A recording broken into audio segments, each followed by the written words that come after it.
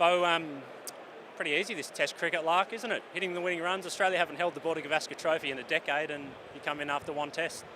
How are you feeling? I definitely wouldn't say it's easy. That was a tricky wicket out there with some really good bowlers. Yeah, I'm a bit speechless, honestly. If you told me a week ago that all this would have happened in those last few days, I wouldn't have believed you. So it's been a dream debut, and to get the win there inside 3 days is a hell of a feeling, and I'm sure the boys will celebrate accordingly. Describe your emotions hitting the winning runs, mate. Yeah, when I hit that cut shot boundary, I saw we only needed 4, and I thought, it's got to be one of these 2 balls, doesn't it? How many chances do you get to hit a boundary for the winning runs for your country? So I was going to go no matter where that ball was, that last one, and managed to make connection. So no, very happy, and just looked straight at Heady, and he was up and about. So it was a great moment, probably one I'll never forget. Yeah. Take me back to the start of this game. I heard you say that Mitch Marsh was the one who broke the news to you, mate. Yeah. What did that kind of mean to you as someone who, you're obviously replacing, so it's an awkward thing, but showed so much class? Yeah, it was a bit of an awkward moment. I sort of came to training at the last minute, and I didn't think they'd changed the team. I sort of hadn't heard anything right up until the training before the game, and I just expected it to be the same 11. And then I got to the ground and sort of asked Mitch what he's doing, and he said, I'm waiting to see if I'm playing, and that sort of hit me by surprise a little bit. And then, in the next sort of hour or so, we were fumbling around until I went back in the change rooms, and he had a big grin on his face and just said, "You're in, mate."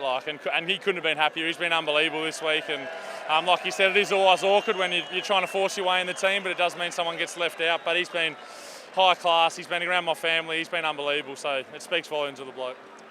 What was that last hit like when you had found out, like batting in the nets? Can you even remember what you thought in that moment? I wasn't going to hit. I wasn't going to hit at all until I got told I was playing. I said it's probably not a great look before you test debut if you don't hit any balls. So I'm not a massive ball hitter in the nets anyway. So it was a quick 10-15 minutes with the coaches, and I felt as good and as ready as I have all series. So it's nice that when I have got my chance, I've been able to contribute. When the game got underway, and even the cap presentation, but did you notice things that were different about Test cricket? Just the noise, I suppose. I know this is probably one of the special series against India where there's massive crowd numbers, massive involvement from the media, and everything that goes along when you do play against India. So just the sheer noise of every run, every boundary on both sides as well. It's obviously really well supported by India out here as well. So that's probably one thing, and then not too much other than that. Once you're in the middle with the boys, it sort of feels like another game, and you're in the contest, and you're just trying to do your best, I suppose. Were you nervous at any point? You did the press conference on day one. I know you've done a lot of media throughout the Test. People thought, said you spoke like you'd played 50 Tests. Did it feel like that when you were out there straight away?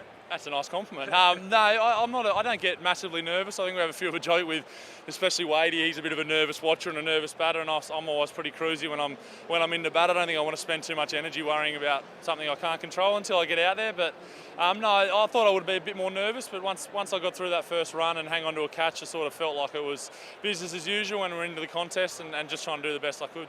Runs, wickets, catches, what was the best moment for you? I can't go past the winning runs there. That's something that might not never happen again. When you can hit the winning runs, especially a boundary in the 5th Test or the decider, it doesn't get much better than that. Who's going to look after your dogs when you go to Sri Lanka, mate? I hope I'll get on the Sri Lanka tour. I'm not sure when they pick that, but I'm sure I'll lob them on to mum and dad again. Hopefully, if they need someone, we'll have plenty of opportunities down there.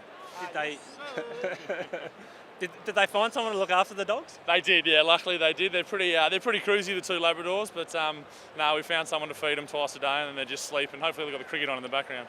Have you been to Sri Lanka before? I have actually. Yeah, I've been to a under 19 trip. Me and Cameron Boyce went when I was about 23, 24. We just went along with the under 19s and got a bit of practice in there and a bit of when I was bowling off spin over there, obviously. And it was good too. I love lovely country. Really enjoyed it. Beautiful. You got to go off and get a trophy, mate. Well done. Can't wait. Thanks very much.